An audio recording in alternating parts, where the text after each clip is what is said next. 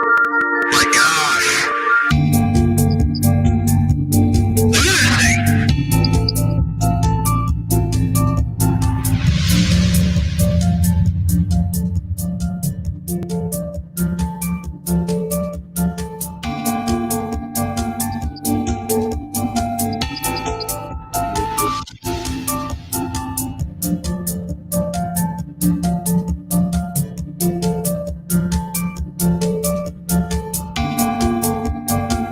Stand by in 3, 2, 1, go.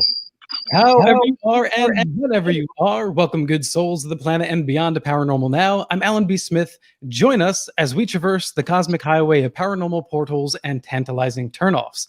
Tonight, I am very fortunate to say that joining us in just a bit is Chase Kloetzke, ufologist and well-respected MUFON investigator, and so much more.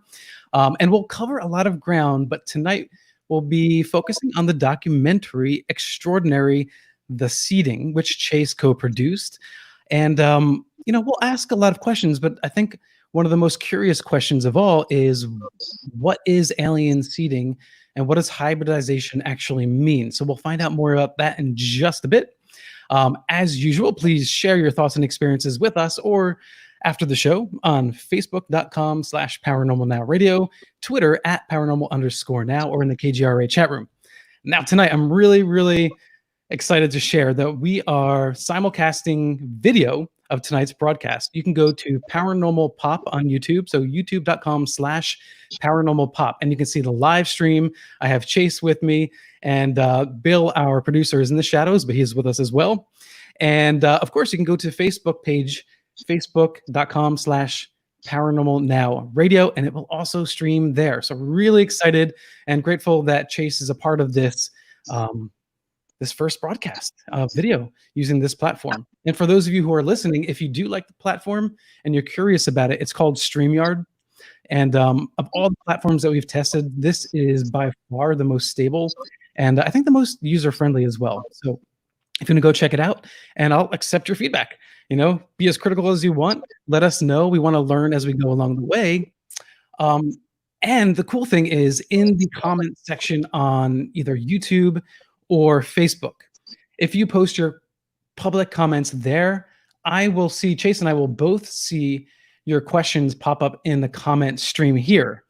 And so we can highlight your comment for you or your question, and I'll be able to get to those in real time. So really excited. Okay. So as usual, the Paranormal Radio app lines are open in the second hour to call in and ask our guest your question. That number is 85-KGRA-LIVE, 855-472-5483 for the Paranormal Radio app hotline.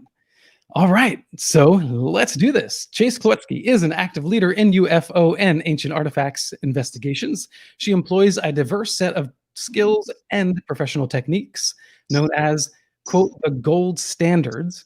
Her work concludes admissible inquiry, proper case management, and scientific conclusions. She joined the Mutual UFO Network in 1996 and was selected as the STAR Team Manager and Deputy Director of Investigations through 2011. She was responsible for the program design, protocols, and investigation procedures for a National Rapid Response Unit. This position included supervision of the most experienced investigators and access to the most sensitive and complex cases reported to MUFON. And if you want to find out more about Chase, go to chasekloetzke.com. Her last name is spelled Kloetzke. Chase, welcome to Paranormal Now. Again. I'm so happy to be here. This is great. Thank you for having me, Alan. Yes, thank you. Well, you were actually on this program when Carol Carl, and I gratefully say, guest hosted. And so, oh, that's fun. Yes. Yeah. So for me, this is the first time, you're on the program and we're having a conversation. And so that means I have a backlog of questions for you. It'll be a fun night. And before we get into the documentary Extraordinary: The Seeding, which, by the way, we watched twice, my wife and I, and it was really fascinating, and actually very well executed. Thank you. And for the audience to know right now, if you are Amazon Prime, it's free, and I love that. I want as many people to see it as possible. So Exactly. So it's a complex subject, hybridization, aliens coming down here, abducting, impregnating, sperm extraction. There's just so much going on here. And then there's the human experiential side of that, the trauma. So before we really dive deep into that, I just want to hear from you quickly. What was your progression from being interested in UFOs in general, all the way to your obviously deep curiosity and investigations towards alien abduction? Because for some people, those can be very different camps. Yes, absolutely. And starting with the very nuts and bolts in science, and then we have to realize somebody's piloting these craft, right? There's somebody behind this. So you start really reaching out to a lot of people and you hear this. It should be ridiculous, guys. We know that. It should be absolutely ridiculous. Except some of the most credible people on the planet have a story of being abducted, and these reproductive type experiments or things happen to them. People all over the world, they don't know each other. People that, barely have an internet. It's just, it's something. It took me a long time to really get into it and think about it and investigate and look for trace evidence on people that just had an experience. So, but it's a story and it's not going away. It's here to stay. And there's many people like John Mack and all these really famous David Jacobs. I have like losing my head here. But honestly, there's a lot of people that have been doing this for quite a long time. And, for me, it's the witnesses that are so credible. Why would they say this? Why would they make it up? To be nothing but ridiculed and shredded on social media. Well, I suppose people can say that they want their 15 minutes of fame, even if they don't make money. I've heard that argument that it's not just about selling a book or whatever, doing, speaking engagements at events, but maybe they just want the attention for a little while and it makes them feel good about themselves. That's not really what we're seeing, though, because you see the people that we're even featuring in the film, they don't have big books and movies and, all this stuff. I mean, these are very private people for the most part. And most of them have been traumatized. And, so to tell a story like that, it's so brave. It's so brave to come out and share, because every time somebody watches it and sees see them tell their own story. This started out a very different film, by the way. This was going to be very scientific. I was supposed to go in and investigate, and it turned into the human experience. It turned very quickly into them, and it should be. And we're so proud of that. I really admire the director and executive producer, John and John, Lori. John Semple, and Yes. So it's just fun. It's just a lot of fun. Well, John, did he also direct Extraordinary the Ron? Yes. I just lost his name too. Romanek. Right. It's Stan Romanek. And thank you. Yes. Right. And it's so controversial because they did that way before the controversy. And it was so sad for them because when that all broke, they've got their names on it. Right. So on, some of the phenomena, but it is very well done. And there was a lot of truth in that. So a lot of respected people like Alejandro Rojas and many others swear that they saw activity and that was going on. So unfortunate events, but I think that because of what happened to Stan, I think the film did get probably more attention than it otherwise would have. So is that negative attention, or does it matter? I don't like to see him get attention personally. Okay, I see. Yeah. Right. Because of what he was accused of doing and, actually found guilty. So but John and the guys, honestly, they deserve that attention. It's a good film. There's a third one coming out. I can't say anything about that now, but there is another one coming, so I'm pretty excited. Yeah. Do you know what the third one is going to be? Yes, but I can't say. It is so tight right now. It's like crazy. All right. So we'll keep that top secret for the moment. Do you think that the majority of those who are claiming to be abductive are telling the truth? Or do you think that maybe it's 50-50 or 25%, and the rest are going through some other um, trauma? I hear the word screening often, right? Like where in the abduction experience, they're projecting onto the alien what that person would feel comfortable seeing. That is a smart question. I'm really excited that you asked that because I don't know what the ratio would be. I will tell you that there are people that claim to be abductees that are not abductees. They're found out pretty quickly because now it's kind of a popular topic. So, anybody can understand what we call the triggers, that, this is a truthful comment because we've heard this 100 times, right? But there's certain things that as investigators, we almost kind of keep a little quiet. So, there's ways that we get this ways that we get the feeling of, or the truth, whether they're not telling the truth, they believe what they're saying, or it really happened. Yes. So what I was thinking was that screening, as it's explained by those who are abducted, could be seen another way as in the real world. If someone had, let's say, a traumatic event or were raped, could I not create my own screening, right? Like my own memory, and take a real world, real human atrocity and see it as an alien event? I mean, how do you discern between that? It happens. It happens. It's rare. I will tell you, it's rare that happens. But just when we interview and use the techniques, and I'm certified with International Forensics Association, and so you're taught how to not interrogate but interview, but then you challenge questions, and it's a process.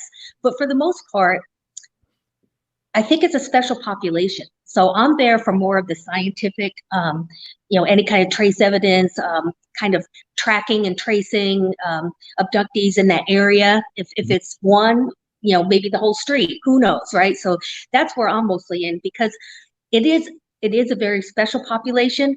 Most of them are traumatized.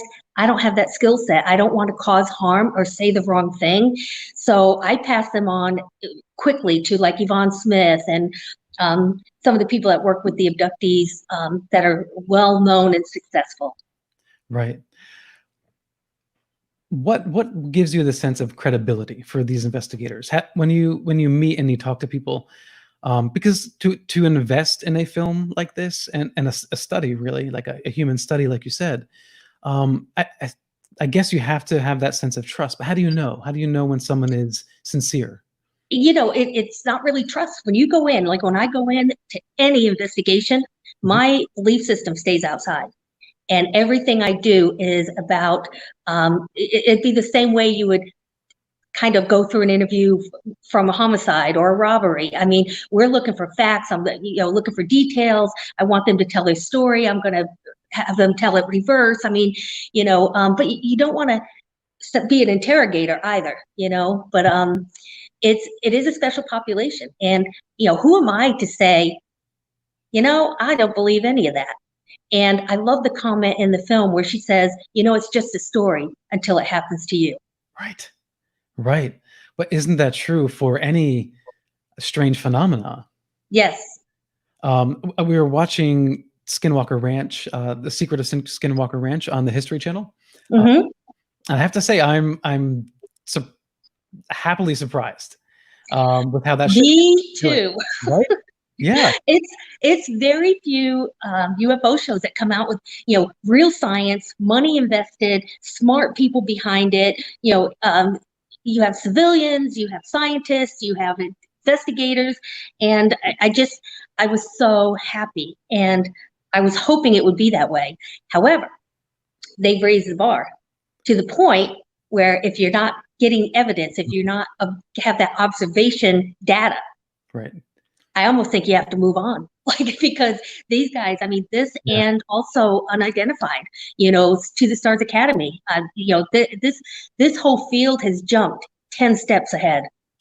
Yeah, I'm kind of sort of with you on that, because I agree that they have stepped the bar up, because that's the great thing about the show. It's about measure, measure, measure, take pictures, take images, do work. And I love that. It's fantastic. I'm a fan of Oak Island, but Oak Island. Oh, me too. I love those guys. Yeah, me too. Even the wine Mary is Marty and Rick. Have you ever noticed that? The name of his wine is Mary, and it's his first two. And no, I didn't. Oh, okay, cool. So cool. I love those guys. Have you had their wine before? Have you purchased their wine? No, it's expensive. I love wine, but I might one day. I might. Can we get some of that wine for Chase, please? Right? It's it's Mary. It's actually Marty's vineyards, and and he, of course, his brothers invested in it as well. But it's great. I love the guys. I every week I'm just like, oh my God, please find something new. I was just so cheering for them. Yeah, me too. And that's the thing, is I love going on the journey with them. Yes. But I mean, realistically, you could take that whole series and cut it down by half, right? Yeah, Prometheus has gotten really good as a production company about telling a story. Yeah. And although, Ancient Aliens, I was so hooked on that show. And then it's just jumped the shark a few years ago. It's like, I don't even but Oak Island, it's because you love these guys. I mean, your heart's with these guys. You want them to be successful. And just really hoping for these guys. I love them. Yeah, me too. And what made me think about that is that on Skinwalker Ranch, this the last episode, and I won't say anything, no spoilers for anybody who's listening. Two of the cast who typically seem to be skeptical were like, their minds are kind of blown. Yeah. And with what they captured on camera, and what they were there to experience in the moment. And when that happens to you, it changes your personal paradigm. Yeah, because even one of them, when they went back into, I don't know if they call it a war room, but whatever, their little meeting room is, and he couldn't answer a question. He's like, guys, wait, I'm still processing, but it's something when you see something that's not supposed to exist. Right. It's a mind blower. Exactly. It changes you. It does. So, and like you said, because Prometheus is a good storytelling company, they are sort of helping to, propagate these more fantastic ideas to the public at large, which I think is great.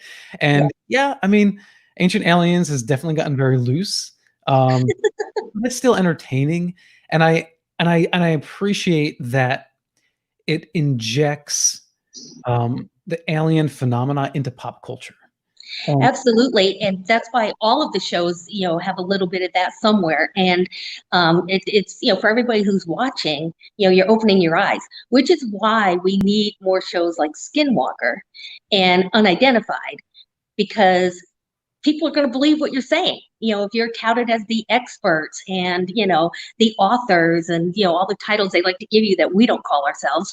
But next thing you know, it's, you've got people believing stuff that is just ridiculous. And, looking at and ooh and eyeing video that was debunked for years ago. It's like, so, the crap TV can stay over there somewhere, and usually they don't come back. People kind of know. But is there enough out there so you can have multiple shows like Skinwalker Ranch? Because that seems like quite the exception almost, because like you said, I mean, how many ghost hunting shows go out there and they look for something and they can't find anything even remotely tangible other than maybe a loosely interpreted EVP? I mean, are there multiple Skinwalker Ranches out there? Absolutely. In fact, there's a couple hot spots, and I'm actually deep diving in one right now, which has every single thing Skinwalker Ranch does, including a litany and a history, a written history, a documented history of the exact same stuff. And as a matter of fact, there's a production that has been green lighted that I will be participating in and on. And there's plenty of room for more of that for sure. Can you speak more on that production, or? I can't because right now we're in lockdown and we're not going to be able to film until restrictions are up. But it is a TV show. It's a major television channel, and I'm just really excited. And I get to work with one of my favorite people, which is Timothy Alvarino, and we've done a lot of Peru and South America investigations together. So this is going to be a lot of fun. Yeah, you have some experience with the elongated skulls. Yes. So just, we won't spend too much time on it, but I am curious, do you think that those skulls are legitimate extraterrestrials, or are they a branch off of the hominid, family tree? I think they're human, and I think they're emulating something. So, what makes, a race of people all of a sudden on a Monday say, oh my gosh, we should elongate our heads. Yeah, right? They're emulating something, but for everyone I've seen, and I've done the DNA, and what we found in our multi-samples, which is amazing. I've taken a little over 300 samples. So once we got the data back, we didn't find alien, we didn't find hybrid, but we found that this group of people in Paracas with the red hair came from the Middle East. Wait, what? So that's a whole other big story. Maybe we'll do it another time, but it's so interesting when, I just love that. I love when, we just find the truth, and to discover something like that off of my DNA extractions, freaking out. I'm so happy. Yeah, I mean, you feel proud, right? Yeah. And you've been working at this for a really, really long time, and you deserve that recognition. Oh, thank you. I call myself old and grumpy. Old and grumpy? Yeah. Is grumpy, is that a good thing? Is that? It is. I joke about being grumpy as in a little jaded. Just recently, I think so many of us that used to be so tight and we do so much together and investigate and research. Like Richard Dolan's doing his own thing. I'm doing my own thing. Alejandro Rojas is doing his, Nick Pope, like the whole Linda, we're still really good friends, but we seem to be just doing things. I'll tell you where I'm having the most fun right now. Okay. UFO Twitter. I love those guys, and it's a younger crowd, and I'm so impressed by them, like Danny Silva and Deep and, Chant Hanna. These are good researchers and like legit next generations, and they have a high bar. They're smart, they're witty, and they don't take any crap. And I love these guys. So anybody out there, follow UFO Twitter and join us. It'll be fun. But only if you're nice. We don't do trolls, and we don't do stupid. Right. Well, there is a lot of trolling out there, and there's actually a blog post on your website about trolling, which I thought. Oh my gosh, yes! Because when I investigated the Star Child skull, oh my gosh, that had a whole cult of its own following, and they didn't like that it came out human. So, which every DNA test did. So it's just nutty. Yeah, trolls. Yeah, I never had a chance to have a conversation with Lloyd Pye. Shortly before he passed away was just when I was starting to do guest hosting with Epic Voyages Radio on the Inception Radio Network. Oh, by the way, Ken Cherry says hello. And, thank you. Yeah. Tell him I said hi back. Ken's a good friend, he gave me the chance to start doing this on Epic, and so I had reached out to Lloyd Pye. He probably didn't even know anything about me. It was just a random email, and I asked him some questions, and he just sent me like PDFs of like information just to read. It was just so. It reminded me very much of Stanton Friedman. Yes. He's just so open, and he wants to educate you, and he wants to share information. And I was happy that, you know, and the other thing I do in my reports is if I have a DNA test done, that test goes up unredacted. You know what lab I use, you know who the technician was, because the public should be able to vet your work. They should be able to test what you're saying and verify it. And because that's what I do as an investigator. So all of that goes out there. And I was just really happy because for the first time, that skull was tested by a paleo DNA lab. And that's what Lloyd wanted. He wanted scientists paying attention. Sorry, I live right next to a train station. So if you hear that in the background, but you know, he really wanted more science done on it. And so I was really proud that we could make that happen. It wasn't the result. It kind of angered some people. It disappointed most, including myself. Yes, I want to find a friggin' alien. Yes, I would like this to be a hybrid. That's why I do what I do. But it wasn't, and I'm not going to make it so. You know, it's if it's human, it's human. Here's the test results, and everybody can vet my work. Everybody. Yeah, no, that's great. And I love that. So we're going to take this first break and we'll come back on the other side. And I promise everyone, we will discuss alien abduction, hybridization, and what is actually going on. And eventually, Chase, I really do want to find out more about those personal experiences that people had, because I think that was one of the most touching parts about the film. Extraordinary this season. This is Alan B. Smith for Paranormal Now on KGRA Radio Live. We will see you on the flip side. We'll be right back. Clear.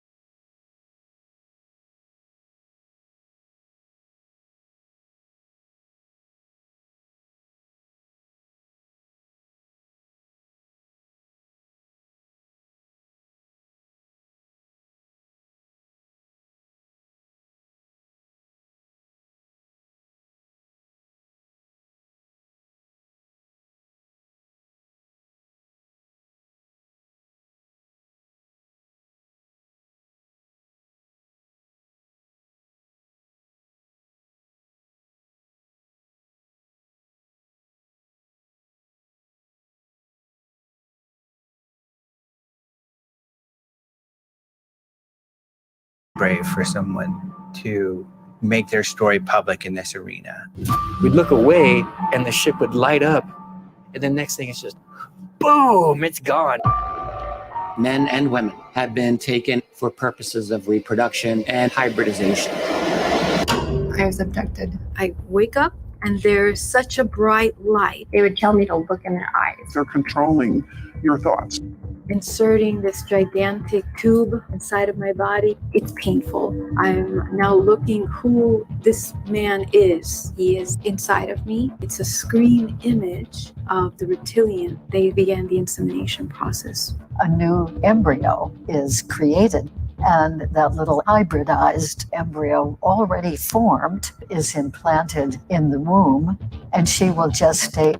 They always want the children fetuses. I would go in for my appointment and there would just be no baby. With a very long needle through the belly button, would go into the uterus and they would find the fetus. It holds on to the fetus and pulls out.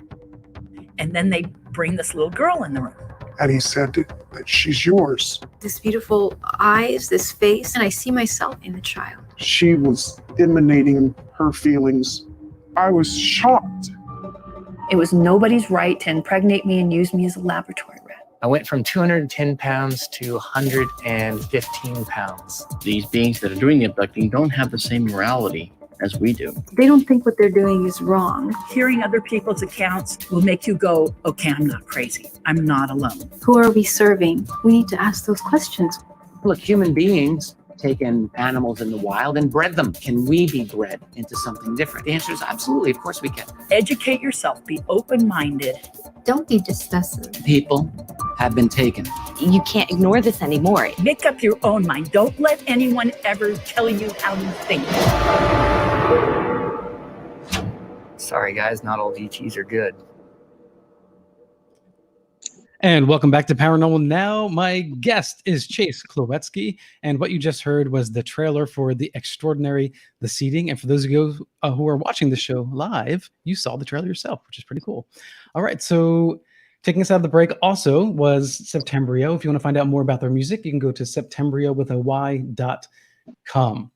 So Chase, if in a nutshell, what is the abduction experience? It's usually starts with, you're just taken. They find themselves, on a ship or in a room. And, as you heard in the trailer, like there's experiments or exams and actually implanting and inserting things, right? Instruments. And, and sometimes it could be a report of aliens or reptiles or something actually with them in their space. So it's it's hard to describe other than it is exactly what it sounds like. It's abductions, and this is something that we heard way back with Betty and Barney Hill. It's early 60s. So same thing, sexual type experiments done on them. And like I said, it should be bizarre, but I'm telling you that it's reasonable, and we need to start talking about it. It's something we need to do, especially since disclosure of UFOs is real. That's happened, in December 2017, right? So we need to advance some of that knowledge. As you saw in the film, the one lady there, she's lesbian. She's never been with a man. How is she pregnant? The other one is we had one, and she blacked out, wanted silhouette, and then there was another person we had that backed out last minute. But she's one that she had a sonogram dated, which is awesome, right? Mm-hmm. And then all of a sudden, 2 days later, it's just gone. And she has another one done because it's the doctor's like, where is it? So what they try to tell the women is that your body cannibalizes it. Right. I've heard this. Mm-hmm. Yes. It's not a miscarriage. It's literally, it just goes away. Your body eats it. I've heard it. I'm sure that's medically true, mm-hmm. but that's not what's going on with these women, and they know it. Right. I've heard outside of abduction topic that there is a condition, I think, where the woman's own immune system turns against the embryo. Is that what they're saying it is? Yes, doctors. Well, that's the only way they can probably explain this, right? You know, a lot of these women don't tell them, I believe, you know, that this is a hybrid child. So it's, which also leads to a lot of credibility as well. So we love it when they have the, you know, the sonograms and like proof that you see a lot in the film. Right. And I think Melinda Leslie stole that show. I loved her. She was just great. Well, I mean, each and every one of them had just an amazing story to share. In particular, April, she had multiple attempts, or not attempts, but pregnancies, right? Yes. And then she was convinced that it was actually the aliens that helped her conceive her son, right? Right. She has one that, you know, actually she does. Now, you know, some of this is, you know, when people are involved in mysterious things, paranormal activity, UFOs, Bigfoot, things like this, and you're so embedded in it and it's so real. I coined a phrase a couple years ago called the paracondrach, and where it's like every light in the sky is a UFO, every bump in the night is a ghost, every, you know, little crack of a twig is a Bigfoot. So I think when you're involved with it, as long as these women have been, and guys too. So we feature both in the film. So, you know, they're accepting things. Sometimes it's Stockholm syndrome. Sometimes it's, you know, the reality. You know, how do they get past this? How did they accept what's going on? Like the one, like she said, you know, they had no right to use me as a laboratory rat. She's quite pissed. Right. I can get that sense of anger there. And you know, when I'm watching the film, obviously I'm looking for tells, you know, or to see is there something else going on here? Are they lying? I just don't get anything from them. It seems very much that it's not only just coming from an emotionally sincere place, but that it's actually what they saw, what they remembered, was in fact what happened. They weren't overlaying an experience, but that's just from my lay observation. Well, and I think that's why when you were asking earlier about how do you know, and that's part of it. You're looking for tells, you're looking for signs, and you know these it's a real deal. And that's really hard for someone like me to accept, because I am nuts and bolts. I am science. I am give me that DNA. And, you know, if there's nothing for me to come and pick up with my forensic kit, you don't need me. You got 20 other people do light in the sky. That's not going to be me. I do evidence cases. So it's just interesting. Yeah. So what I didn't quite understand clearly in the documentary, as I understood that they went under hypnosis, but I wasn't sure, like, you know, in the Betty and Barney Hill, there's what they remembered clearly from that night, and then there's what they got from the hypnosis process. So how much of those experiences in general were remembered consciously? There were actually, we have a lot of that remember that. You know, like all their details were just their memory. It was conscious. And then we have those that absolutely they find out more. In fact, we have one of the witnesses that literally will not be regressed. She doesn't want to know any more than what she has to deal with already. It's interesting. Yeah. So, okay. Well, why do you think that some, no matter how traumatic, negative or neutral the experience is, I guess, why do some are either so deeply curious and want to know more, and it becomes a part of their life, of who they are, and then others are just like, I don't want to have anything to do with this anymore. I'm done. I don't want to think about it. I want to talk about it. It may have just as much to do with personality as it does, the event. And I think of people who are adopted, and some are desperate. They need to know where they come from. Do I look like somebody? Why they give me up? And then you got some that could care less. They got a good life. They don't bring me. If you weren't the Brady Bunch, you're not going to be the Brady Bunch. So I think it's the same thing with the abductees. Some want to know, some don't. Right. Yeah, and also I guess it's almost like when you have relationships with people, and that person, whether it's a parental figure, sibling, loved one, spouse, whatever, when they do something that hurts you, you have to decide, where are they coming from, and how will this continue? Is there anything I can do to change the situation? If not, the best thing to do often is just walk away. Yeah. But can you walk away? Can you walk away from an abduction experience? Because not that I know of. However, there is, and I checked with Kathleen Martin, who's Betty Hill's niece, but she's heavily embedded and does a lot of data research on the abduction syndrome, and she verifies, we hear all the time that you can stop an abduction, and the only way people can do it is when they invoke the name of Jesus Christ. What does that mean? That kind of puts a whole new spin, but yeah, Kathleen, so either they recognize Jesus Christ, or they just don't want to play around with that. Who knows? But it's the only thing we've heard that can stop an abduction. I'm going to give you a chat room from the KGRA chat room question here. It's a little early, but I'm going to go ahead. So this is from Libertas, and they say, "Hi Chase, personally, any being that takes people without their permission is not a good being. I have seen people traumatized by abductions. So why do many in ufology push the paradigm that aliens are good and do not hurt people?"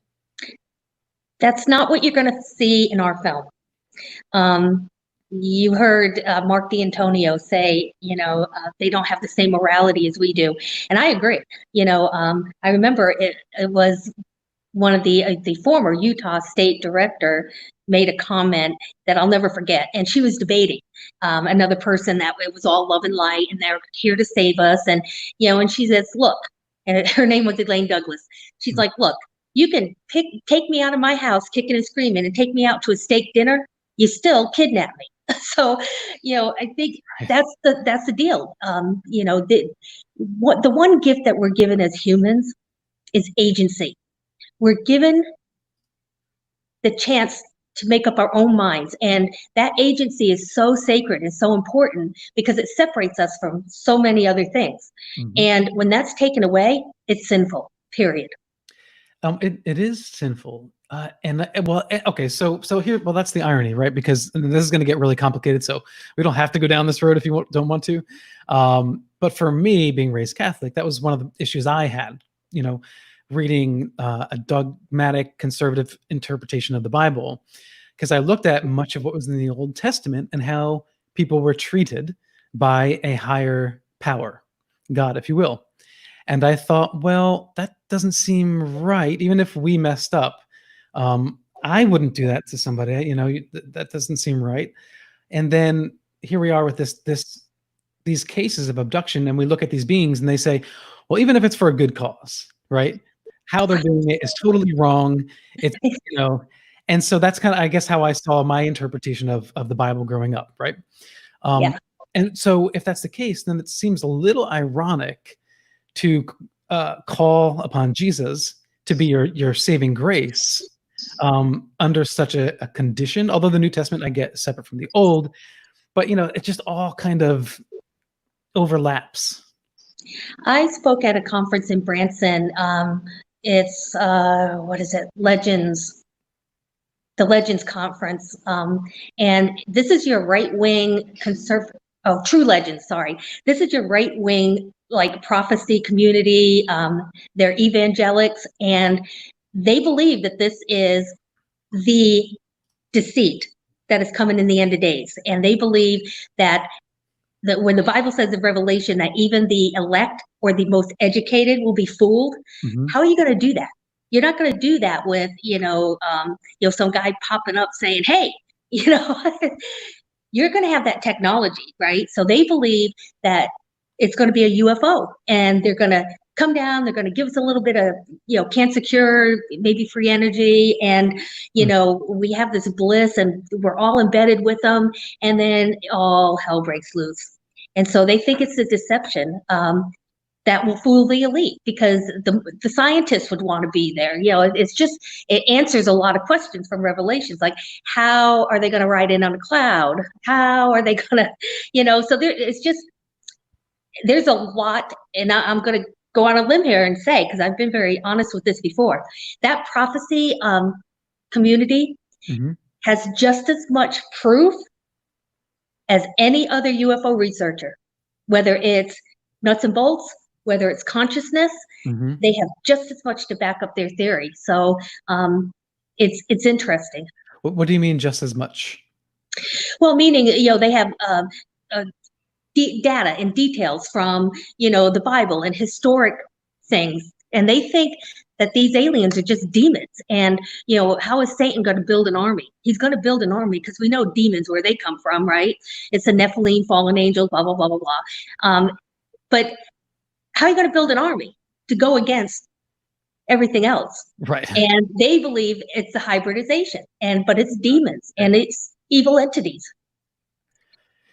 But what about the evidence for that? Don't you think that there's much more solid evidence for that these are just, beings from outer space or from underground? No, I think they believe that this is absolutely supernatural and spiritual, and they believe that this is a portal thing. So, or dimensional. How are fallen angels kicked out of heaven and sent down to earth? So they transverse physics that we don't understand. So if they can transverse this, or it's their flesh and blood, so as far as the proof goes, a lot of it is there's nothing empirical, but they have a lot of things to back up what they're saying, such as when Geraldine is talking about a screen image and it's a reptilian who's raping her. Right.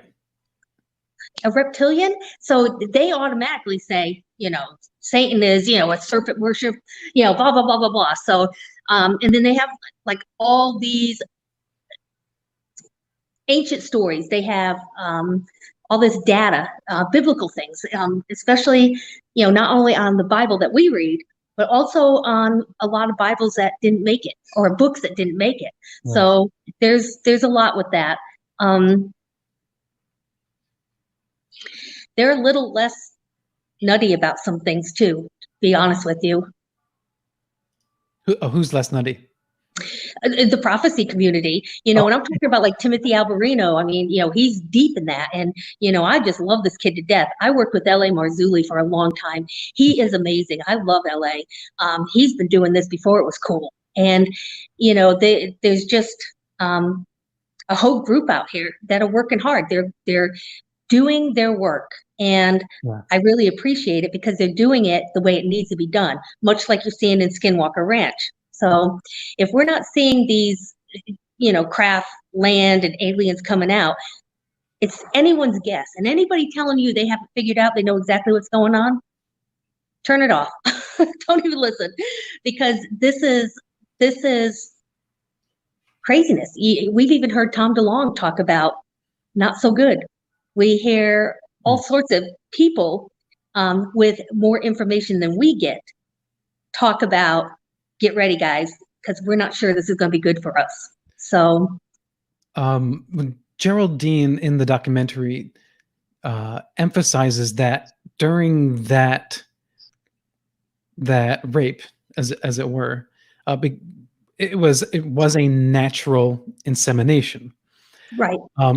But there are also instances where it's in vitro or some other way, and her description of why she thinks that is that there has to be a sort of a connection of spirit, or there's an energy when two bodies meet and collide, and that energy is transferred, to the embryo.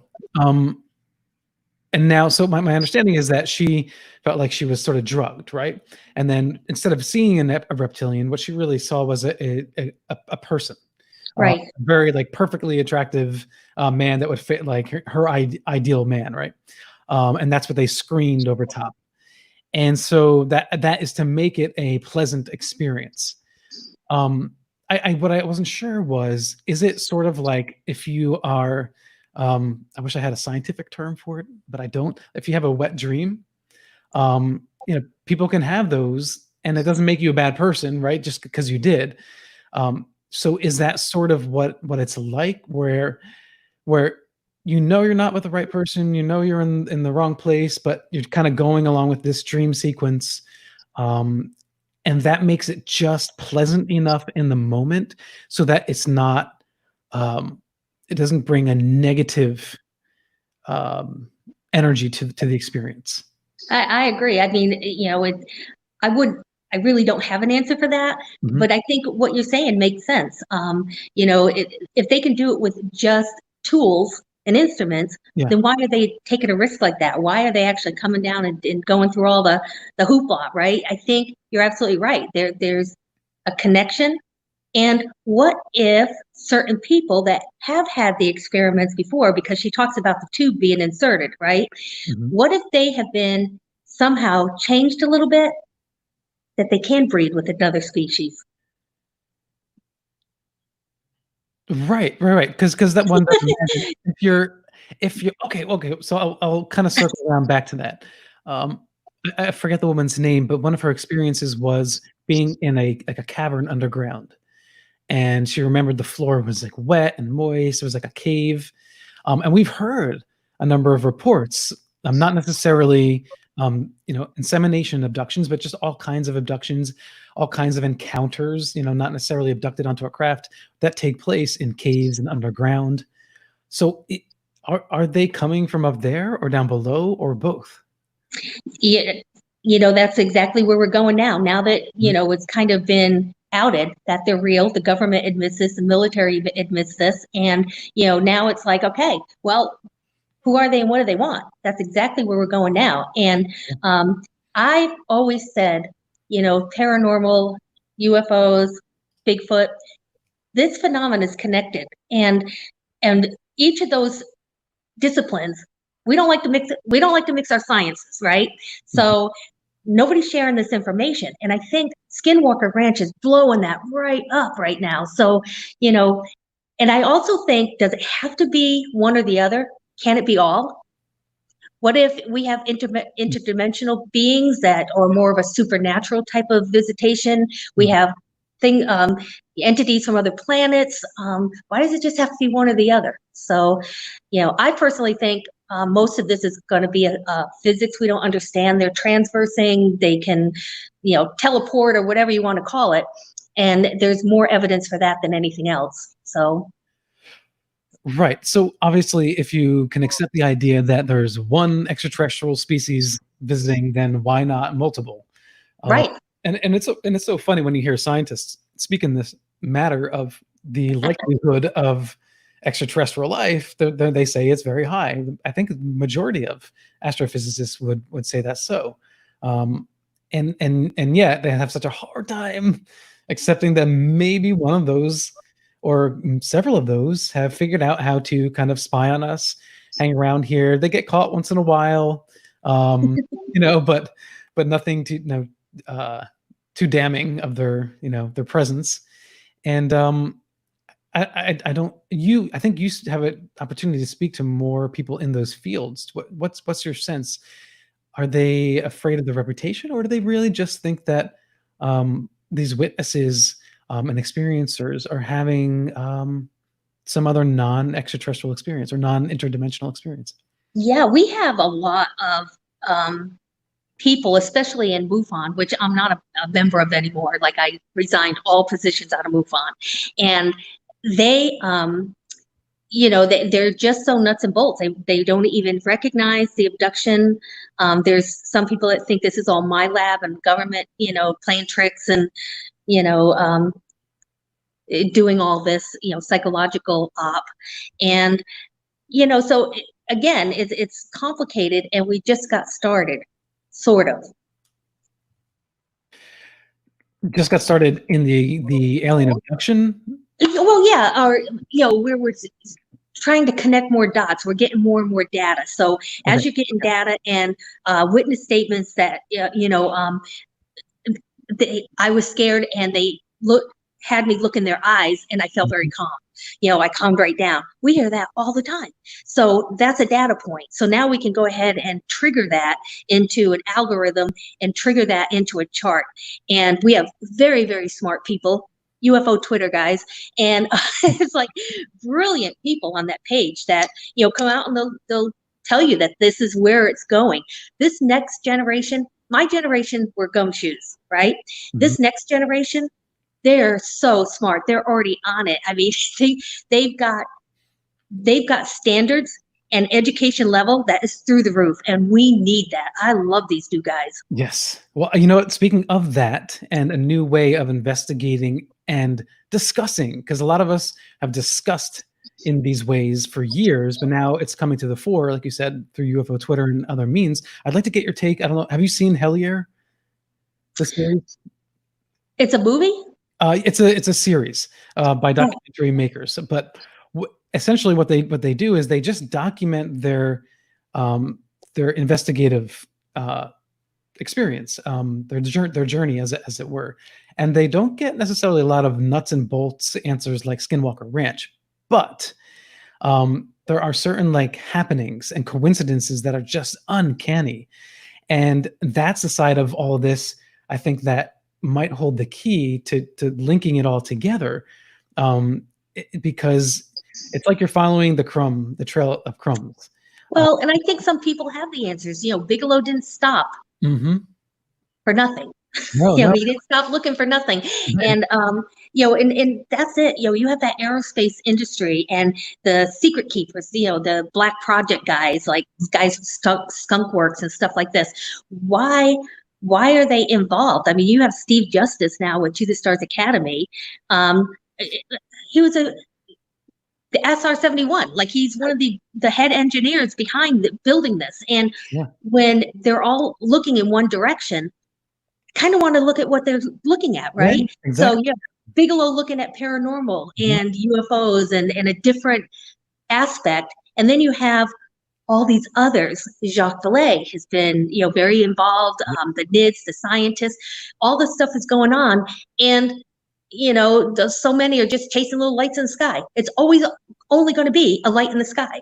Yeah, I think one way to bridge it is, I would say that the Hellier docuseries is like taking the work of Jacques Vallée and moving it into a docuseries that makes it a real world an unfolding of a mystery, which I love. So we are at the second break, so we will come back with Chase Kloetzke in just a few minutes. Thank you all for joining us. This is our first live stream using StreamYard, so hopefully you'll find us on YouTube. Go to youtube.com/paranormalpop or on Facebook, Paranormal Now Radio. This is Alan B. Smith for KGR Radio. We will be right back. Clear.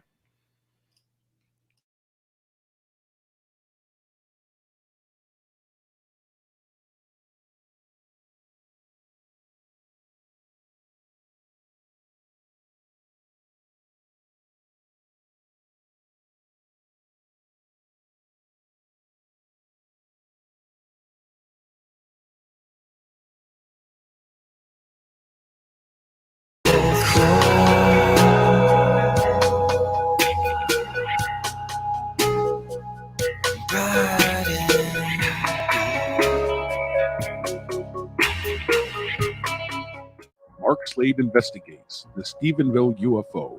Written by renowned UFO investigator Ken Sherry, the Stephenville UFO tells the story of the infamous UFO sightings of Stephenville, Texas in 2008, where local residents witnessed unknown craft and lights in the sky chased by military planes.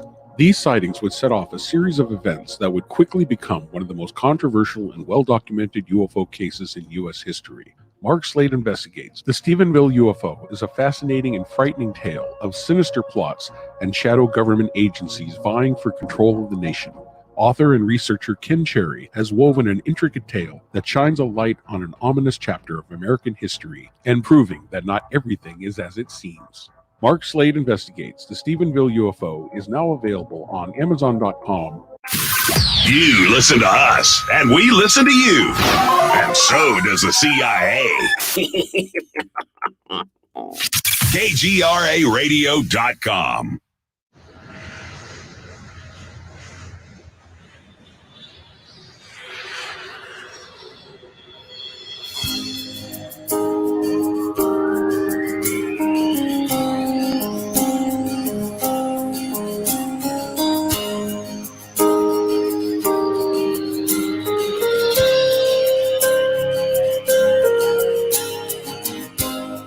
On and again, the signs keep on coming, they point to the end, but I hold on so tight.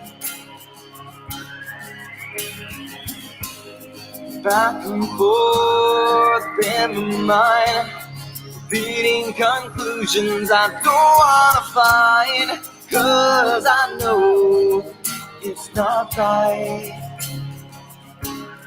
When I come home to you at the end of the day, just to avoid change one more night, just for one more night.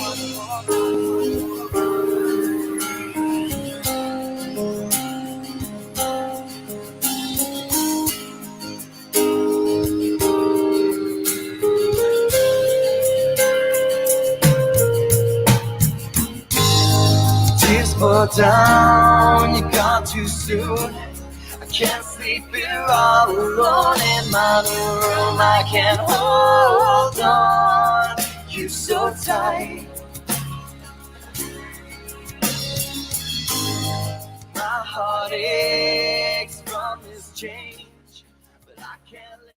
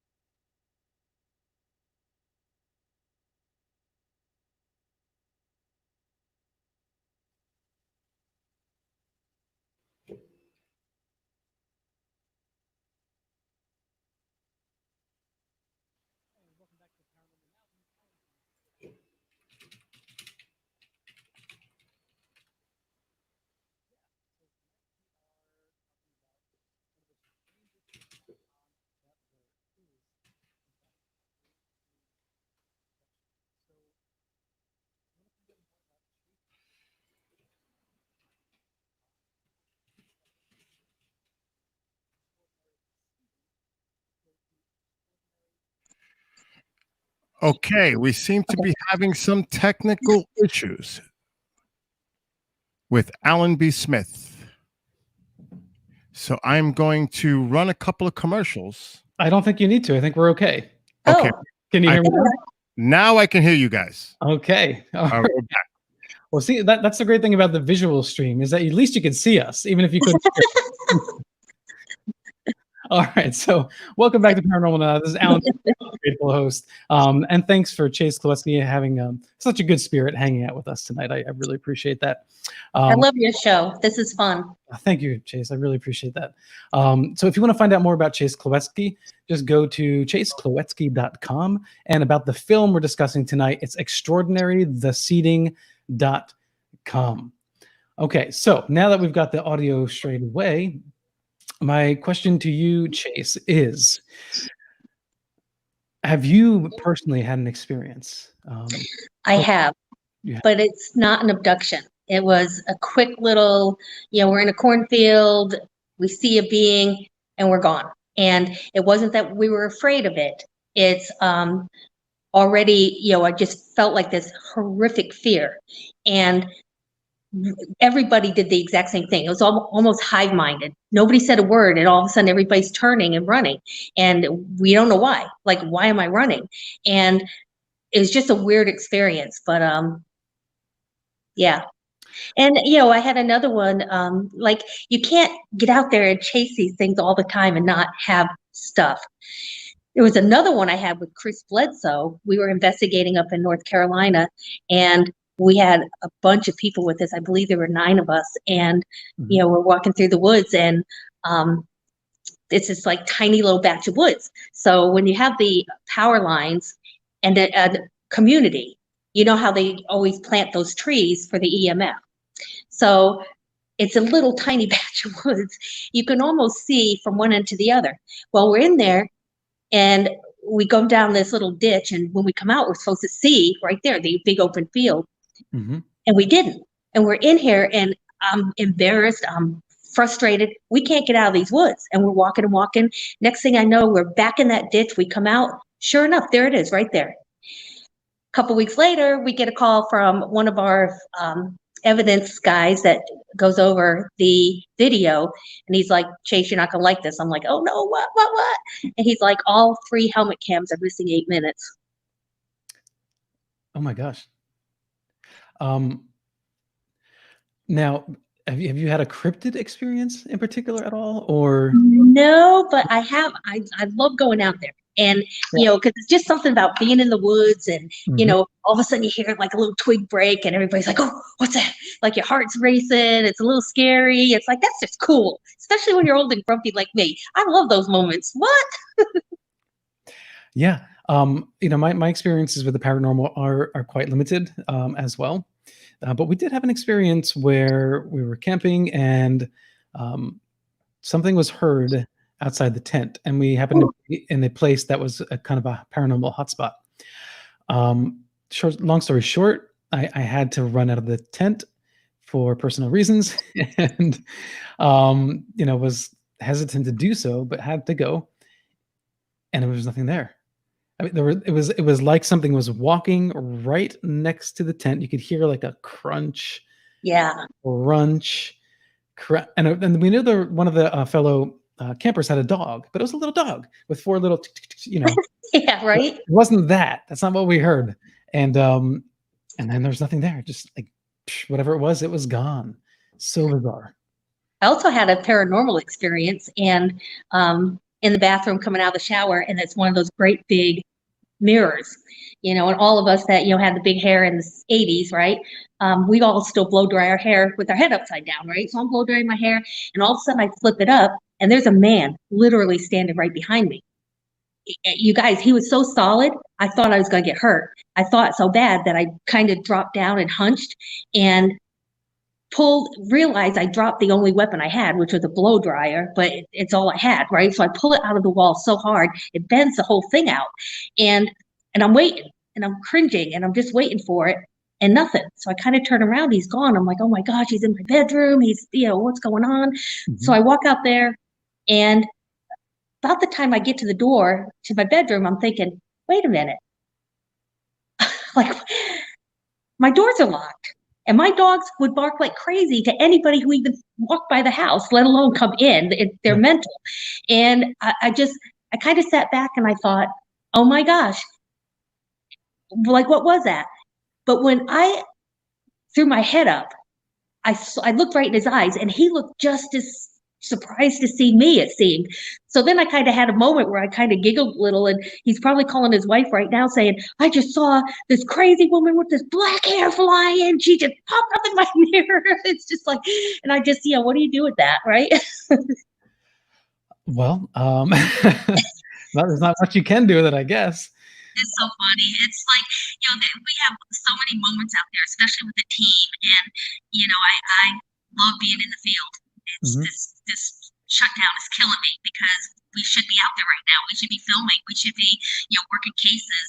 And, I have expedition and, because of this, everything getting backed up, I actually had to cancel one and, because it's just not enough time in what's left. It's just crazy right now, but Chase, I love being out there. I'm going to ask you to pause just for a moment. The audio became very, very low and sort of crackly on your end. Are you using a microphone perchance? No. You're not? Okay. So let's give this a go for another minute and let Bill, the producer, decide if we're going to take a break or not, Bill. But I can hear, I'm going to ask everybody in the chat room, how does it sound to you guys? Are we doing okay? Was Chase's audio okay?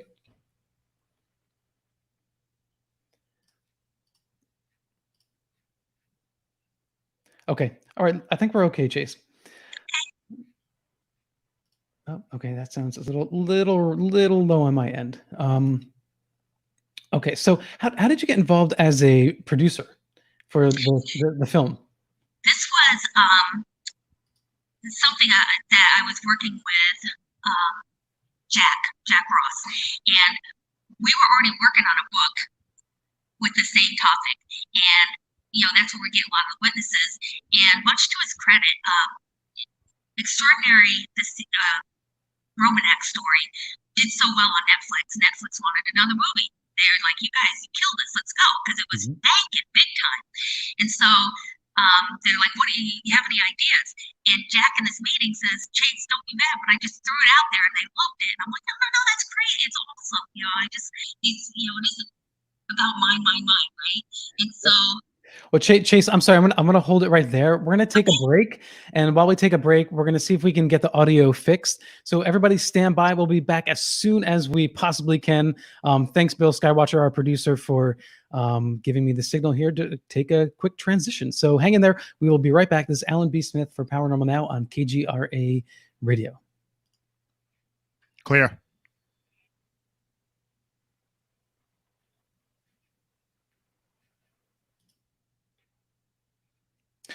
Okay, Chase. Yes. So right now the KGRA stream cannot hear you, but the video stream can hear you. But that's fine. What we're gonna have to do, I think, is what we did earlier: disconnect, and then click back in on that link again, and see if we can get the audio straight. Does that make sense? Okay. Okay. Thank you.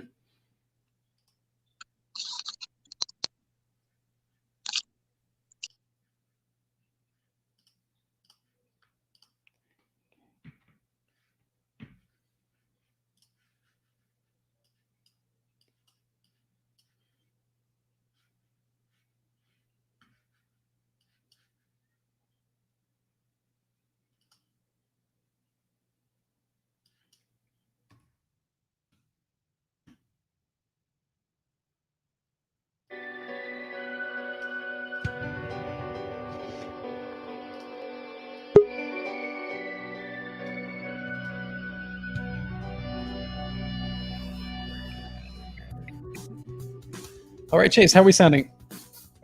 You sound great on my end. Okay, great. Perfect. All right, so Bill, I think we're good to go back live.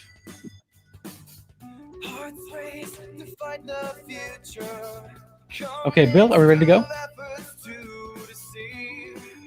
Can you hear me? Yes, we can. Okay, good. Not yet. Last ad is running right now. Okay. And by about 1 minute. You got it.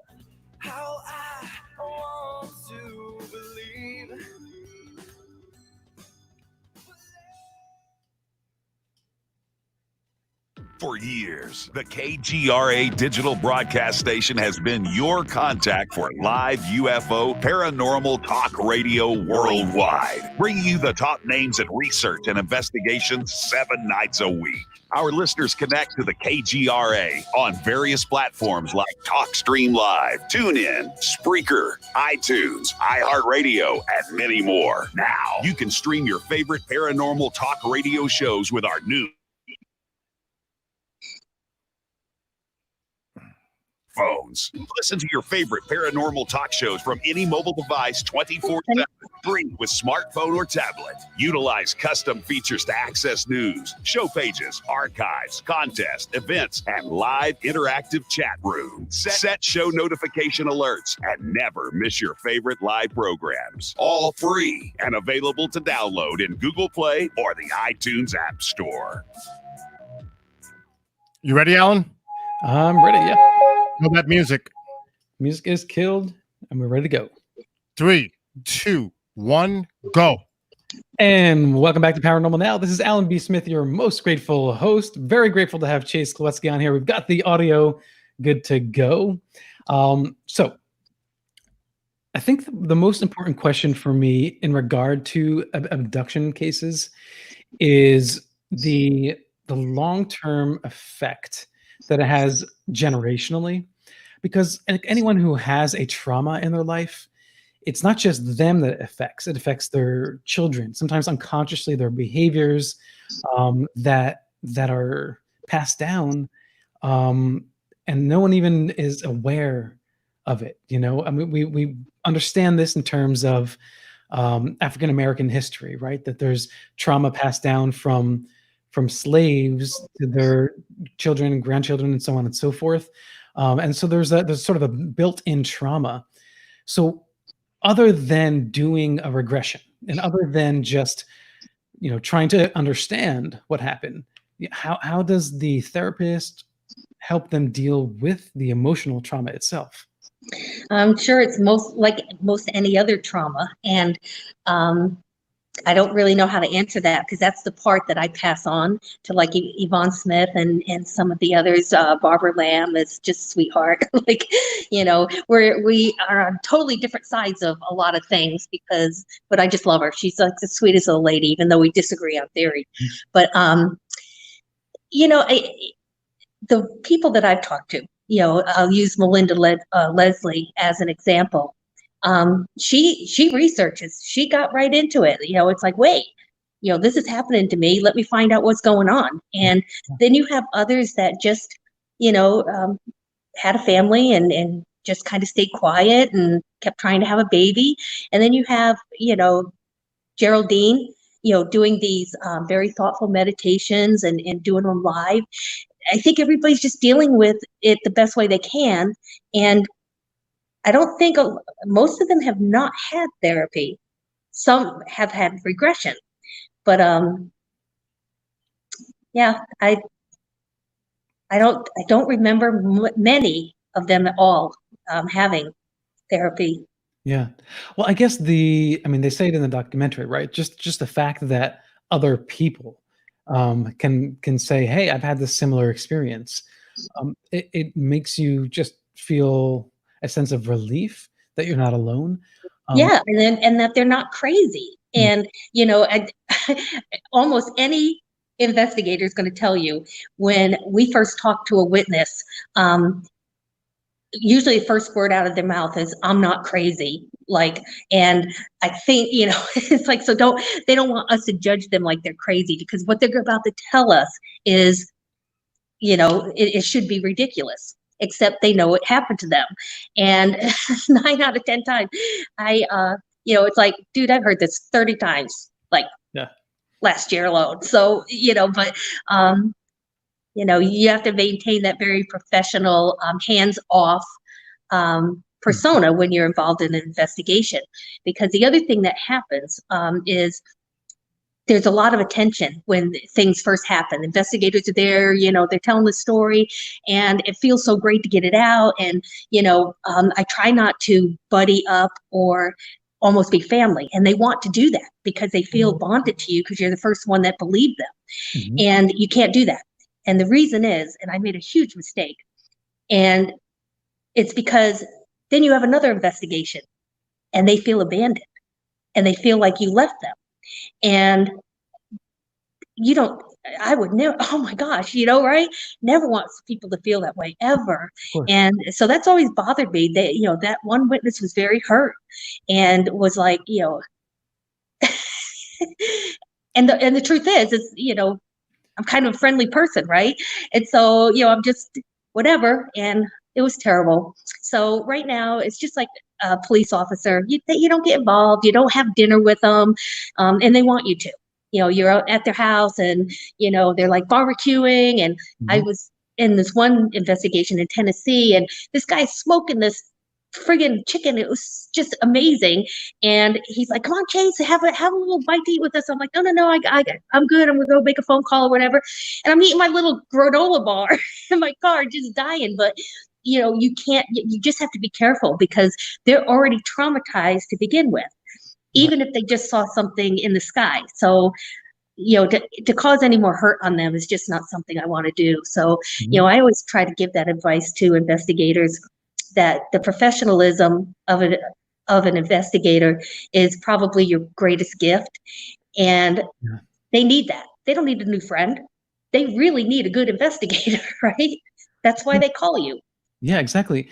Do they have easy access in various parts of the U.S. to support groups where they can, as you go in and you investigate, that you can leave a card or a website with them or a private number or something and say, "Hey, this is where you can go. I'm sorry I have to leave you, but these people have shared your experience." Right. And then that is something we do now. Like, with the abductees, I always pass them on. So they're already connected with groups and people that can help them further. It's mostly just, more of the UFO events that, it's just, you're out there, you're collecting material and, evidence, and, they have no one else to call. So if you're not good at what you're doing and you're not helping, call someone else, call someone else, have them do it, because it's just too big of a responsibility to not take it seriously. Are there any protocols? I know MUFON updated their investigation methods fairly recently, right? They made some changes. Am I correct in that? Yeah, they're probably ones I did before I left. Okay, yeah. So is there a component to the training that emphasizes expressing empathy with someone? Because I know from a scientific point of view, you want to be as objective as possible. Yeah. But it's like, I feel like it's more like anthropology, Well, it is, and it's a balance. I mean, I'm not like stone cold either. It's a definite balance. And yeah, MUFON has a great training manual. So even if you don't investigate for them, buy the manual. It's freaking awesome. But I also have a book called Admissible that teaches you how to investigate professionally. So, and everything from interviews to stay out of the rabbit holes. It's like all the advice I can give. I've been doing this since 1994, and it's just so much to learn out there. And like the story I just shared about the guy feeling abandoned, we've made mistakes, and I don't want the next guys doing that. So any advice we can give people so that our witnesses have great investigators. And out of all fairness, not everybody in MUFON is a good investigator. I'll be honest with you. Some are, some aren't. So it's just how it goes. Big organization like that. Yeah. Well, what is the what are the bare minimum qualifications of being an investigator? I mean, do you have to be super educated, or how does one become one? Pay the money, take the test, you're in. Okay. So fair enough, but and that's fine. Like someone can learn the methodology, right? If they are truly taking this seriously, they can go out into the field and do a good job.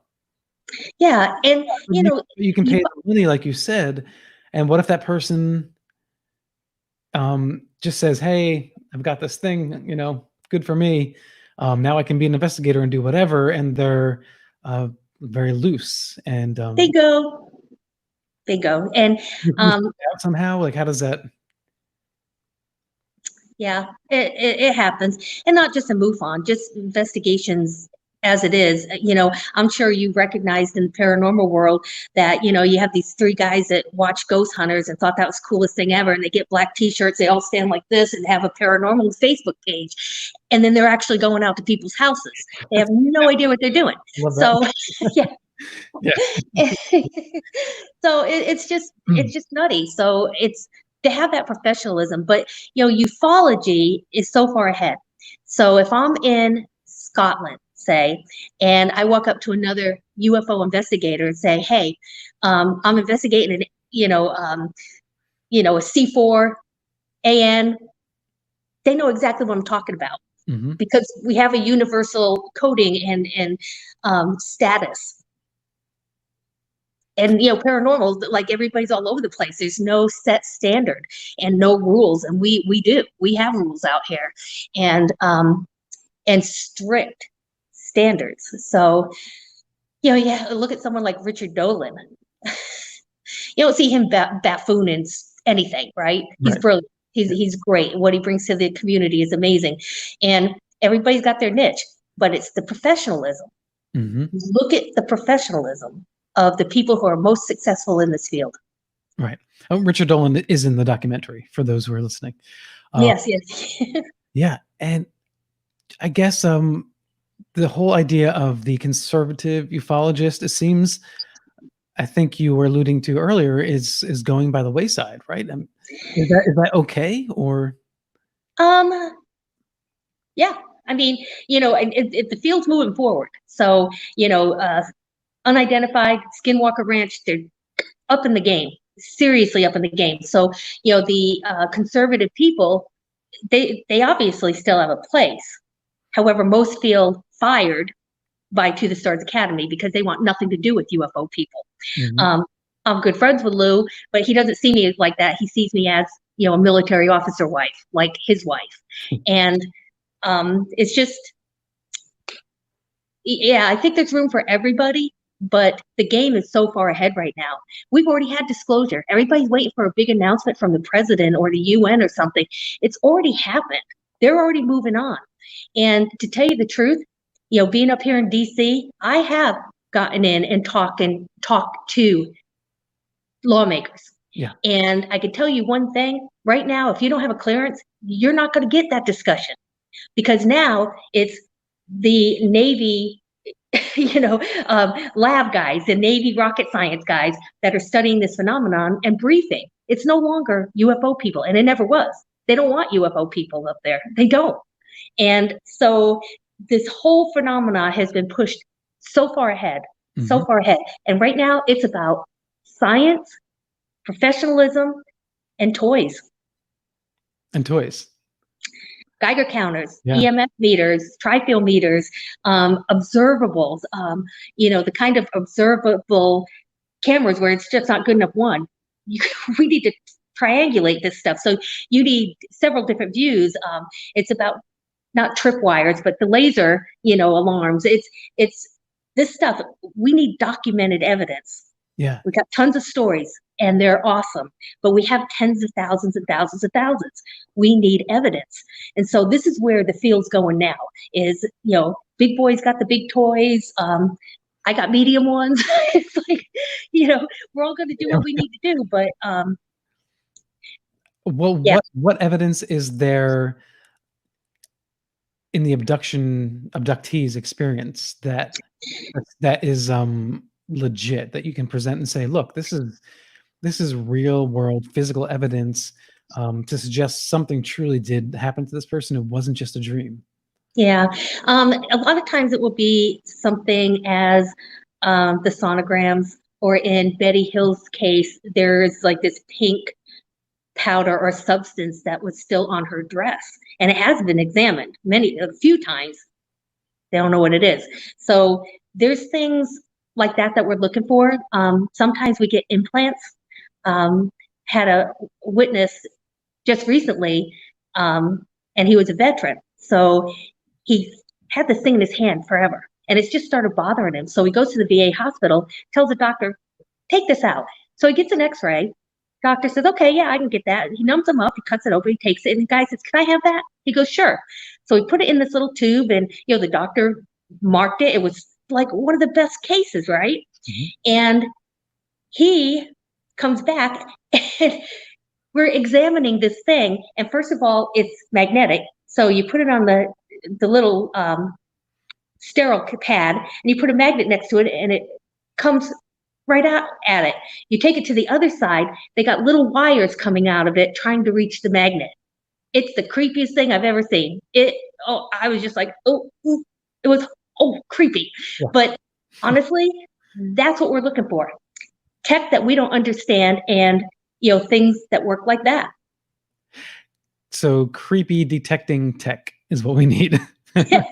Well, yeah, but that's better than nothing. So, is that extraterrestrial? We don't know. How are we going to know that?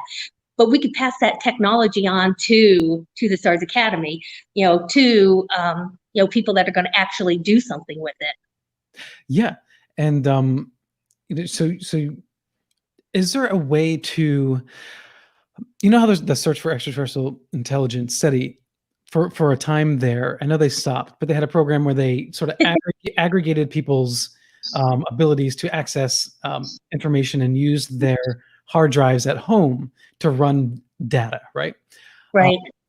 Is there a way to embrace that idea of a social community working in tandem to investigate this so that you can use all resources possible? That's absolutely coming. And that's going to be from To the Stars Academy. And they have Scout, and it's going to be a phone app, and it's partnered with Adam and the Adam program. Okay. And basically what this is going to do is they're going to send you an alert on your phone if there's any kind of activity reported in your area. And you could do so many miles, and they'll give you a direction on where they're seeing it. So you can run out and get your camera out and take photos or, whatever you need to do. But there's a lot of that. This is what I'm talking about, like the new kids on the block, right? These new kids are coming up with these apps and really extraordinary ways of taking this further. We have PhD quantum physics and, UFO Twitter. The guy's a friggin' rock star to me. I love this kid. And, the things that he's coming up with, it's through the roof. I love these kids. The field is in good hands when you have people like them on board.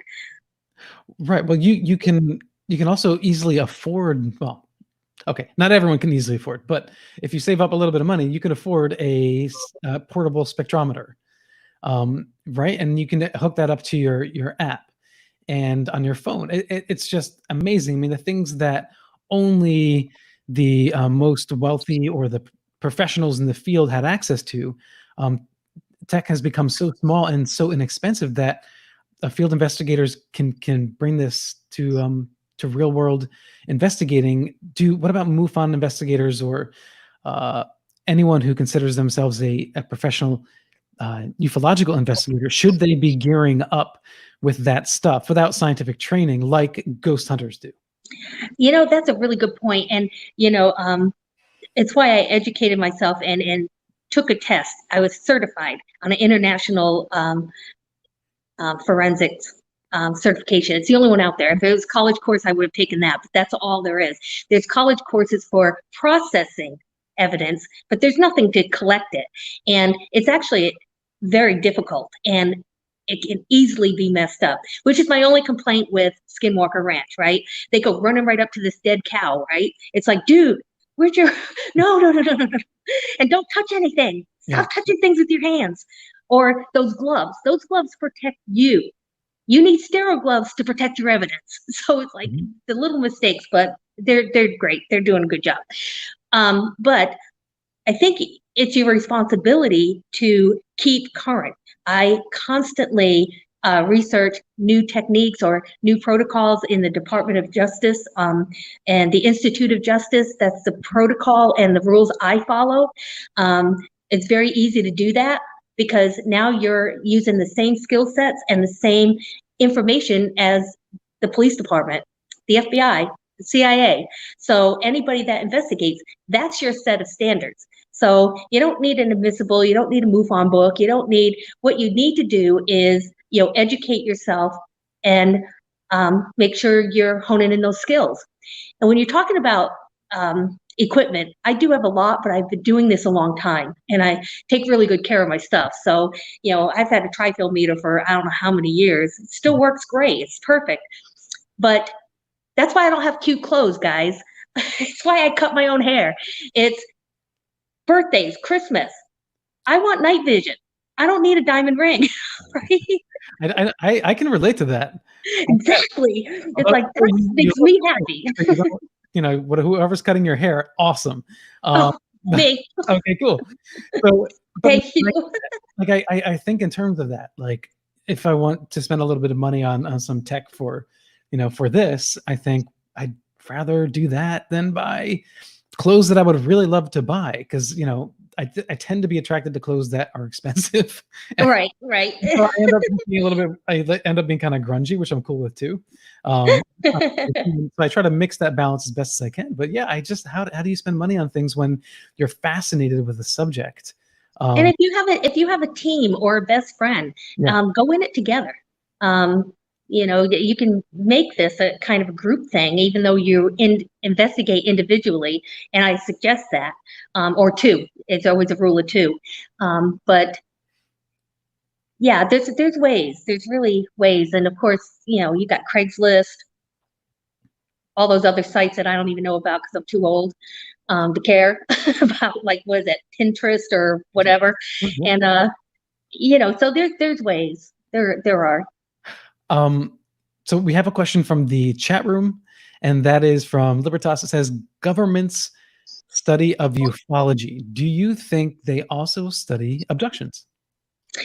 I think they have to, right? They have to. I mean, even like Lou Elizondo has had many conversations, and really it's trying to figure things out. But there's such a big entity right now, or there's many people there, that you have one group of the scientists working on the nuts and bolts, or physical evidence that they have, and then you have another whole team that's really out there. And when you think, like Harry Reid and some of these guys, that's what they're talking about. They're talking about aliens. They're talking about, what is this phenomena and who's behind that pilot wheel, whether they're physically in it or it's a drone type technology. Somebody's got a knob somewhere, right? So it's, and the big disclaimer or the big debunk thing they do on these, spaceships is usually, how many light years away or whatever. And it's like, dude, they're not coming here with a Red Bull and a full tank of gas. They're transversing physics we haven't figured out yet. So this is, common sense parts of your theory. So once your hypothesis is there, if it no longer fits, got to throw it out. And I think one of the problems is these guys are still trying to work the same old question. They're trying to work the same old theory from 20, 30, 40, 50 years ago. It's just, it's why I move on. Like, I can only take static for so long. And, I want to take corners on two wheels. So. Right. I'm with you 100% on that. And you also gave me the image of Red Bull sponsoring a rocket ship going through with their logo on the side, Yeah. SpaceX for sure. Elon Musk would be all about that, right? But yes, the idea that sometimes you kind of feel like maybe you hit a dead end. And so do you keep on pushing and pushing and pushing, trying to find a crack in the wall, something that's new. And sometimes that works, but that can take a long time. So in the meantime, why not check out different avenues of investigation? Even if they just seem to be a little bit more out there. Maybe by going a different way, it will cause you to think differently and ask questions that maybe had not occurred to you going down your tried and true path of investigation. Absolutely. And, the elongated skulls, that's, part of it is, I'm not a skull expert. I'm not an osteologist that understands bones, but I am a forensics. I can take those bones. I can take that DNA sample. And so this is where sometimes as an investigator, step out of your box. I got thrown in this whole new world with LA and Timothy and just really spectacular people, and I learned something from them every time. Yeah. So I had another question that we had already asked earlier, and it was, will Chase give us a hint on her next big project? I suspect, Chase, that you're still not gonna give it away, huh? No, and I hate teasing. I don't want to tease the audience at all. But this lockdown, it's like, it's so brutal to, our work right now. And I wish I could say something. I know everybody's sick of the NDA excuse, but we are under an NDA and non-disclosure form. And, and plus, we want to protect our site. Not that from other people can't come out there. We want that. I had a really big case in fact, I did it with Josh Gates on Expedition Unknown, and it was in Mena, Arkansas at a crystal mine. And we actually caught something on film, by the way. It's in the show.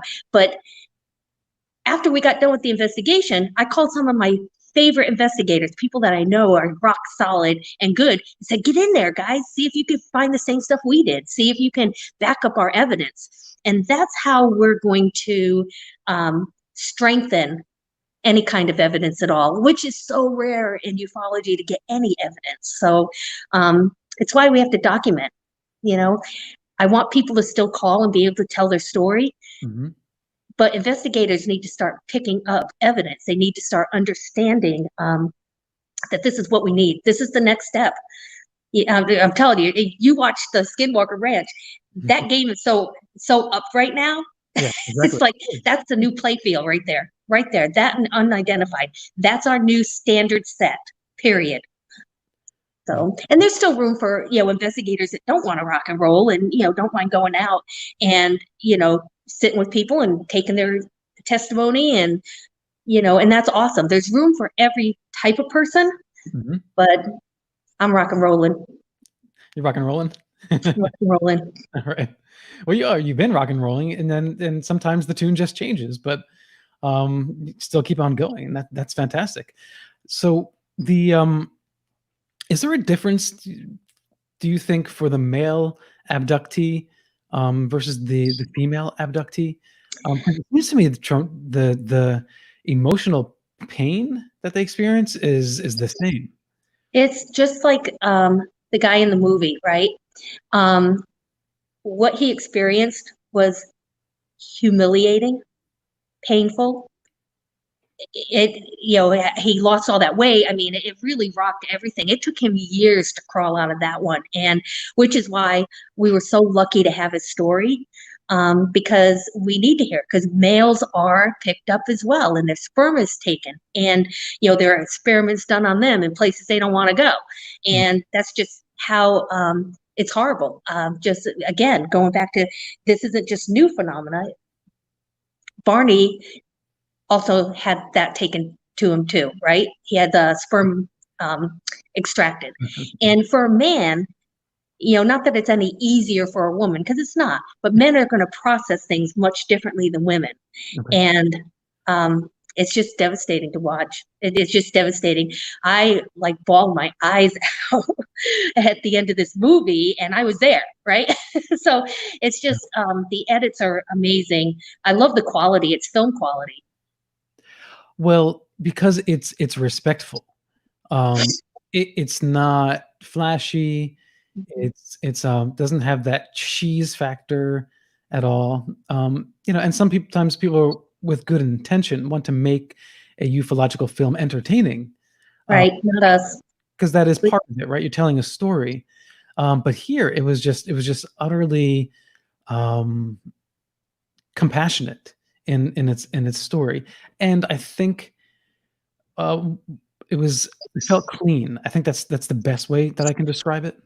That is an awesome compliment. Yes, because the minute you said that, it's like, yeah, that's exactly. It's clean. It's a good film telling stories of UFO abductees. And I'm so proud to be a part of that. You guys don't even know, because it was Jack Ross that was very classy, very faithful, awesome friend, very loyal, that said, Chase, we're going to bring you on as associate producer because you and I were working on this before.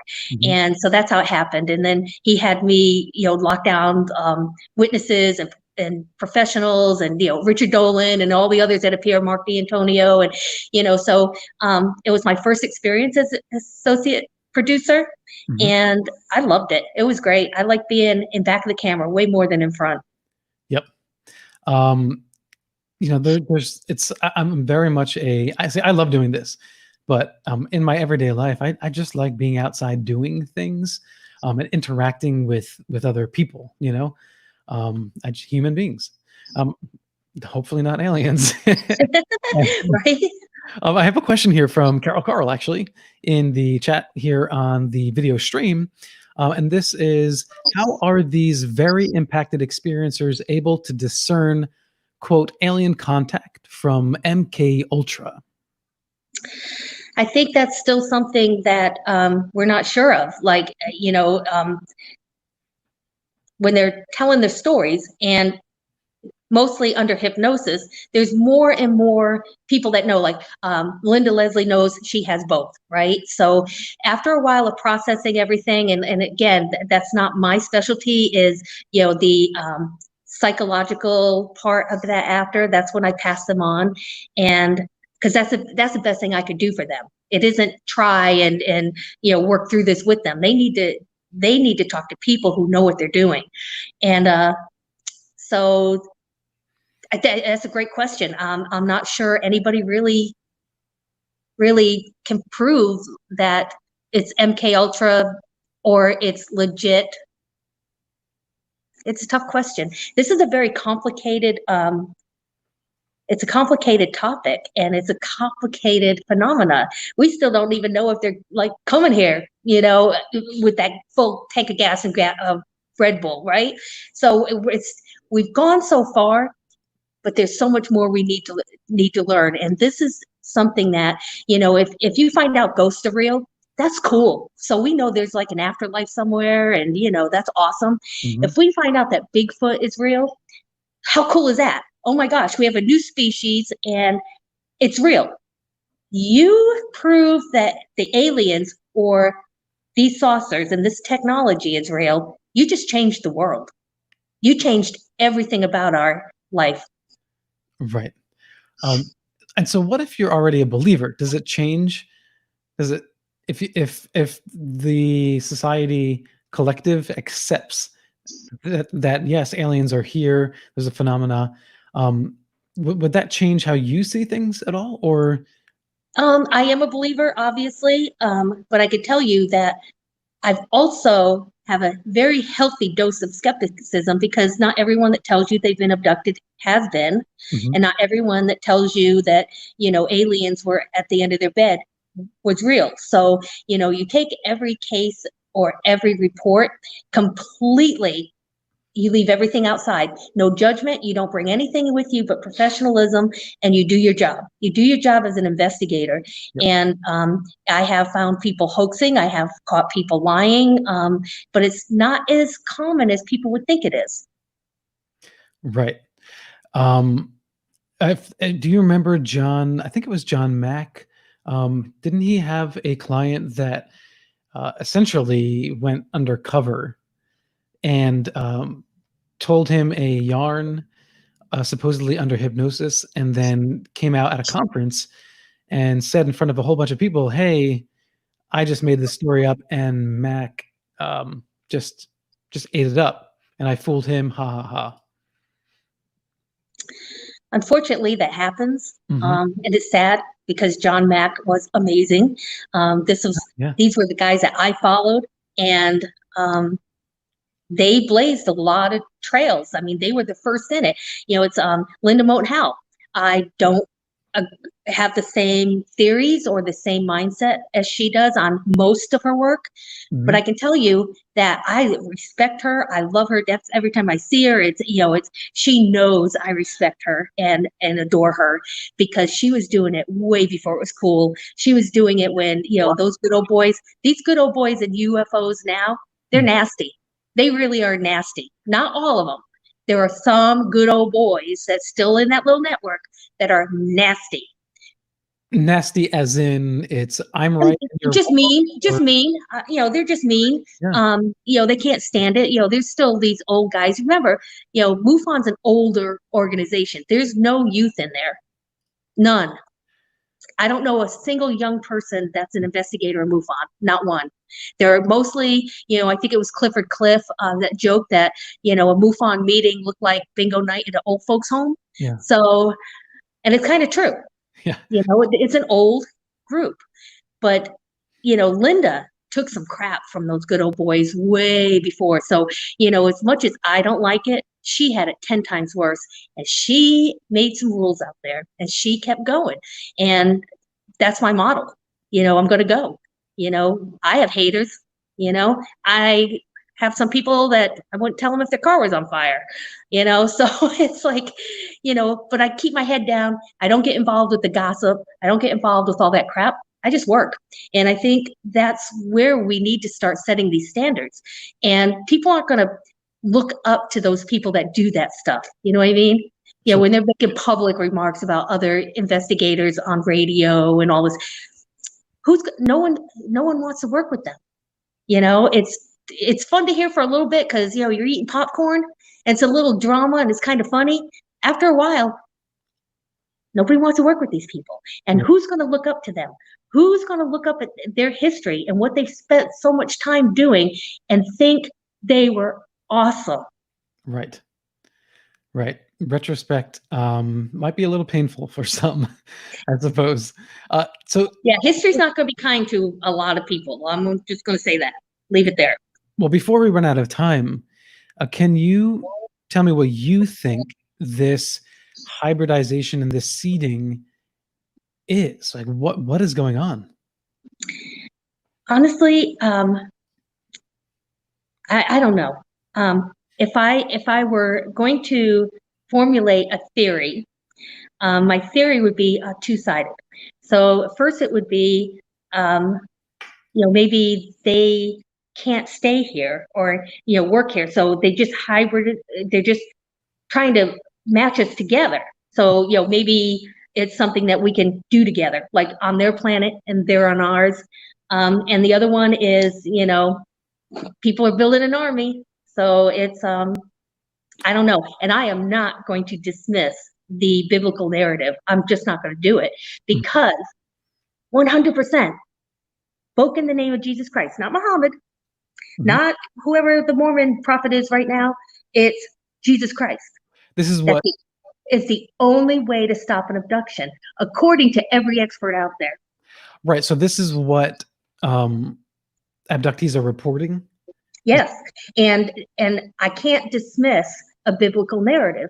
There's just way too much going on that it's been predicted in the Bible. It's clear as day. And why? They've been here before. Right. And so, but then you have that intersection of, because there is interpretation, right? Right. Of the Bible. I think there's really no way to get around that because it doesn't, even if you're Christian, right? I mean, one church has a certain interpretation, another church has a certain interpretation of four gospels. But we know that before four gospels were coalesced into one New Testament, there were a multitude of writings and Gnostic gospels, as it were. And so, and if you're accepting the idea that both are true, that there are extraterrestrials, and that the Bible is real, then could it be that extraterrestrials are demons, or rather that demons, as we understand them through the Bible, are really extraterrestrials? They've been here this whole time. They might work for an evil force, as it were, perhaps in the the Christian tradition, the devil, but they're actually not like spirits or interdimensional. Can it be both of those things? Yeah, it's like I don't rule anything out other than stupid. And anybody that can connect some dots and create a good case, I'm going to listen to. And all you have to do is listen to like L.A. Marzulli or Timothy Alvarino. It's friggin' brilliant. He's got a brand new book coming out. I can't wait. He's killed it. He has killed it. It's called Birthright, and it's about this. He has a totally different take on it. So, I just want to keep my options open because I don't want to be stupid. I don't want to be fooled. And I don't want to pretend I have all the answers. I personally hope it's all of that. I would love beings from off planet. Oh my gosh, how cool would that be? I would love that so much. Supernatural kind of scares me because, I don't do demons. So it's like, I don't investigate that stuff because that scares the crap out of me. Ever since I saw that movie, The Exorcist, at 16 years old, it's like I couldn't sleep for 3 days. So it's just, we just don't have the answers yet. And thank goodness we have people like the Skinwalker group. And I really want Bob Bigelow, and I'm talking to George Knapp, and I really want to start pressuring Bob Bigelow to release what he has. And he's tempted. So I think we're going to learn so much more out of this type of investigation, and keeping our mind open. If we had said 10 years ago, Bigfoots are coming out of portals, they would have laughed us out of the meeting. Or if we could say, what? Oh no, go ahead. Oh, and if we could say something about, aliens took me through a window, which now we know it's probably more spirit-like and, more astral. But if they're carrying you out, how did they get you through a wall? So you start saying this stuff a little bit ago, you're a nutcase. However, after Unidentified and Lou Elizondo came out in that big story, New York Times. Yes. I'm no longer the crazy lady down the road. I'm the coolest chick on the block. Right. Well, even now, you're even cooler chick on the block because they just said that, okay, those videos are officially released. So they're declassified. We do that. Yeah. Lou shared those with me when we first met, and he's such a good guy, and he is legit. He is 100% legit. His heart's in it for the right reasons. He's everything, and I think they just blew up ufology, and there's some people that just don't like it, and it's too bad. If they find the answer, I'm going to be so grateful. Do it, yeah. Anybody, right? So I don't have that jealousy factor coming on, but and I don't need these people to make me relevant. So, I'm just really cheering for them, and I love To the Stars Academy. I think they've brought such a presence, but they're not ufologists, and we want to treat them that way, and they're not. They're CIA, they're operatives, they're intelligence officers, and they don't want to be ufologists. They're not studying ufology. They're studying a national security threat because that's the field they come from. They're not here to entertain ufologists. And I think when people realize that, yes, they're government. If they find something, it's going to go to government. They're going to be transparent with us. Sure. But hopefully, yes. Yeah, this is national security to every one of those. The only dreamer in there is Tom DeLonge. All right. Well, that is it, Chase. Thank you so much for joining me tonight. I really appreciate it. Is there any last minute thought or anything that you'd like to share before we go? I just want to say what an honor it has been to be with you for these 2 hours. I listen to your show all the time. I just adore you. You're really a great host. Ask awesome questions, and for the audience to support you, hit those likes on Facebook and on YouTube. Subscribe and really hold these people up that are giving you information every week. Yeah, thank you. I appreciate that, Chase. And we all look up to you and the work that you continue to do. I think you're a great model for the community. So thank you for that. Oh, thank you. And thank you everyone for joining us tonight on this virtual live stream in conjunction with our typical and everyday and amazing KGRA live stream every Tuesday, 8 to 10 p.m. Eastern Standard Time. I want to thank our producer, Bill Skywatcher, for doing double the work tonight. So thank you, Bill. I appreciate that. Bill is so awesome. I love that guy. Bill is amazing. So thank you. And to all of you out there, thank you for joining us. Until next time, live in the mystery. Be well. clear. Now, before you two leave, I just want you to both know that Dr. Greer is going to be on with Laura Ingram tonight.